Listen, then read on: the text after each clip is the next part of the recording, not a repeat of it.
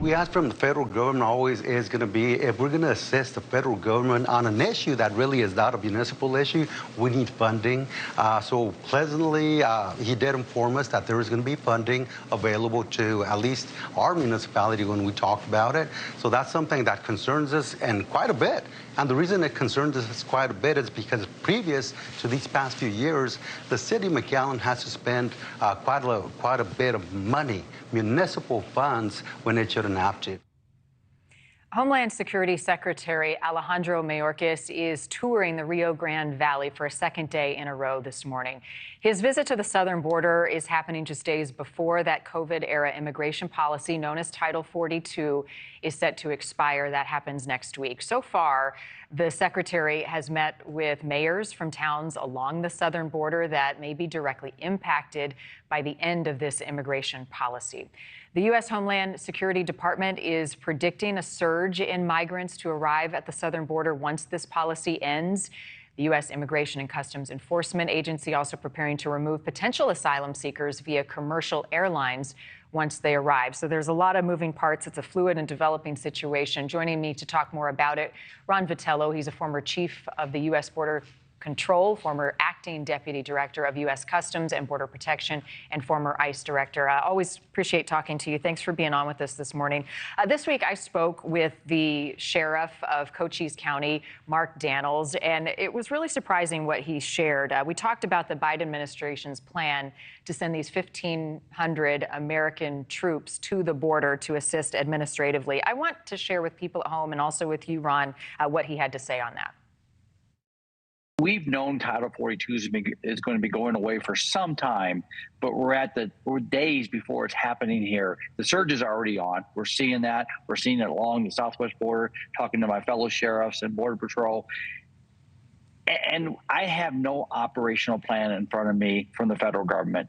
When law enforcement, we were just talking yesterday, when law enforcement gets its operational plans from the national media, NewsNation and others, something is fractured. So again, we're just standing by, trying to address it the best we can. He has no operational plan. It makes you wonder if sending troops to the border is more about optics. What's your reaction to his frustration? Well, I'm not surprised, right? The sheriff has been dealing for the last 2 years. He's been dealing with an uncontrolled surge of humanity at the southwest border. His deputy stands shoulder to shoulder with Border Patrol agents and DHS frontline. And what kind of couple of years they've had, it's been terrible for them and their families. The sheriff has no responsibility to patrol the border or control the border, but he lives on the border. His constituency, the people that he's sworn to protect, live right there in Douglas, Arizona. And it's a hot spot. It has been for many, many years.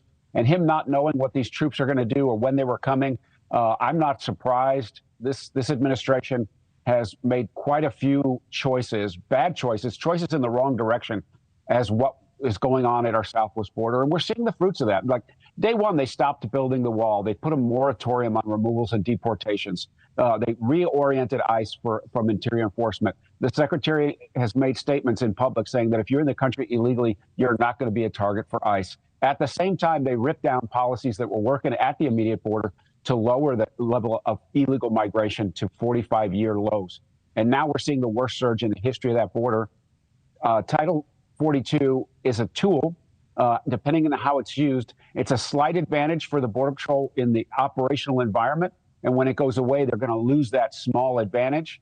And then things are likely to get much worse. We see open source media reporting of thousands, tens of thousands of people who are waiting for the 11th to come because they will not then be able to have them expelled either back to Mexico or back home. And talking to folks on the ground, they are preparing, they're getting ready, they're going to receive these troops and put them to work. But I feel like it's going to be very insufficient considering the workload that they already have. Thank you for watching. Go to newsnationnow.com to find NewsNation on your television provider. And don't forget to click the red subscribe button below to get more of NewsNation's fact-driven, unbiased coverage.